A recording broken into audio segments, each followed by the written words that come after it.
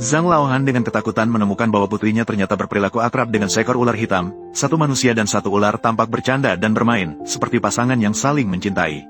Zhang Laohan merasa pusing, Si Feng memiliki wajah yang cantik, dan Zhang Laohan sudah lama berharap untuk mencarikan dia keluarga suami yang baik.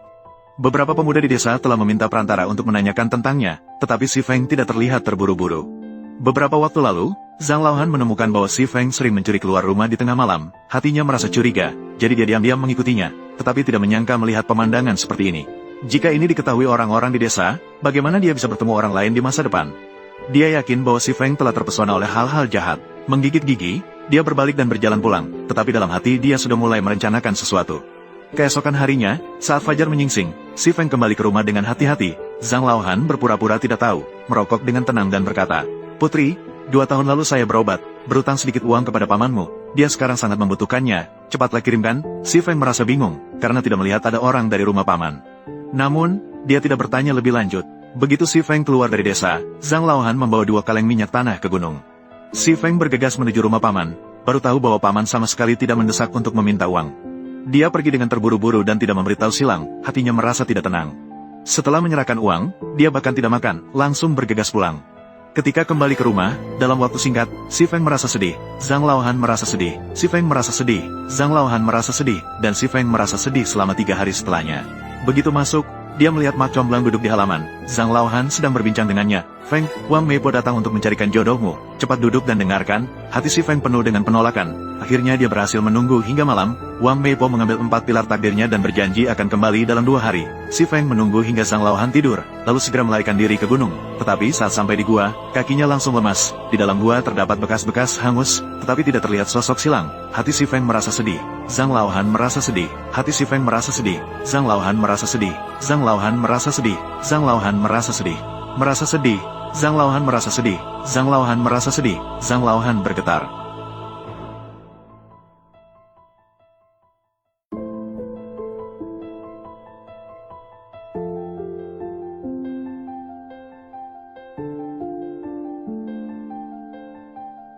Sambil menunjuk Si Feng, dia memarahi, "Aku lihat kamu benar-benar telah diselimuti oleh roh jahat. Apakah kamu masih ingin hidup seumur hidup dengan ular hitam itu?" Si Feng tiba-tiba menatap, "Ayah, kapan kamu tahu?" Dia melihat wajah Zhang Laohan yang berubah antara merah dan pucat. Seketika dia mengerti segalanya. "Ayah, kamu salah. Dia bukan roh jahat. Dia adalah penyelamat keluarga kita. Jika bukan karena dia 2 tahun lalu, bagaimana keluarga kita bisa seperti sekarang?" Zhang Laohan tertegun. Si Feng menahan air mata, perlahan mengungkapkan kebenaran. 2 tahun lalu, Zhang Laohan tiba-tiba jatuh sakit parah. Berbaring di atas ranjang, tidak bisa bangkit. Melihat keadaan yang kritis, Si Feng berlari ke gunung untuk meminta bantuan kepada Bodhisattva. Mengetuk kepalanya hingga merah. "Bodhisattva, tunjukkan kekuatanmu, asalkan bisa menyelamatkan ayahku. Aku bersedia seumur hidup menjadi budak." Begitu dia selesai berbicara, seekor ular hitam besar mengintip dari pohon, menjulurkan lidahnya untuk melihatnya. Si Feng hampir berteriak ketakutan, tetapi ular hitam itu tiba-tiba berbicara, "Aku bisa menyelamatkan ayahmu, tetapi akan mengorbankan 30 tahun kekuatanku, dan tidak perlu kamu menjadi budak. Cukup setiap tanggal 1 dan 15 setiap bulan, naik gunung dan temani aku berbicara." Si Feng terkejut dan senang, segera menyetujuinya. Ketika malam tiba, ular hitam itu turun gunung bersama Si Feng, tiba di depan ranjang Zhang Laohan. Ular hitam itu membuka mulutnya dan mengeluarkan sebuah mutiara hitam berkilau, menggantung di atas kepala Zhang Laohan. Dalam waktu kurang dari setengah jam, mutiara itu kehilangan kilaunya. Tubuh ular hitam itu bergetar. Sebelum pergi ia mengingatkan Si Feng untuk menepati janji. Si Feng menjaga di depan ranjang semalaman, dan tidak disangka, keesokan harinya, Zhang Laohan benar-benar terbangun dan bisa makan. Dalam 2 hari, ia sudah bisa berjalan. Zhang Laohan bertanya kepada Si Feng, apa yang dia lakukan sehingga begitu efektif. Si Feng hanya bisa terbata-bata, tidak tahu harus mulai dari mana. Pada awalnya, Si Feng merasa sedikit takut saat naik gunung, tetapi seiring berjalannya waktu, dia menyadari bahwa ular hitam itu baik hati, tidak pernah menyakiti siapapun, dan bahkan bercerita tentang hal-hal menarik di gunung. Dia sering pergi ke gunung, dan begitulah dia menyembunyikannya selama 2 tahun. Mengingat masa lalu, Si Feng menangis lebih keras. "Semua ini salahku, tidak memberitahumu lebih awal." Akhirnya menyebabkan dia. Setelah mendengar itu, Zhang Laohan menangis, "Aku bodoh, ternyata aku menganggap penyelamatku sebagai makhluk jahat, melakukan hal yang tidak berterima kasih." Dia berkata sambil menarik Si Feng, "Ayo, kita pergi ke gunung untuk meminta maaf kepada penyelamat." Baru saja sampai di pintu, Wang Meipo datang membawa seorang pria. "Lao Zhang, pemuda ini, Pan Lang, baru saja pindah ke desa kita hari ini. Dia bersikeras agar aku memperkenalkan dia, dan aku pikir ini kebetulan, jadi aku membawanya untuk Si Feng lihat."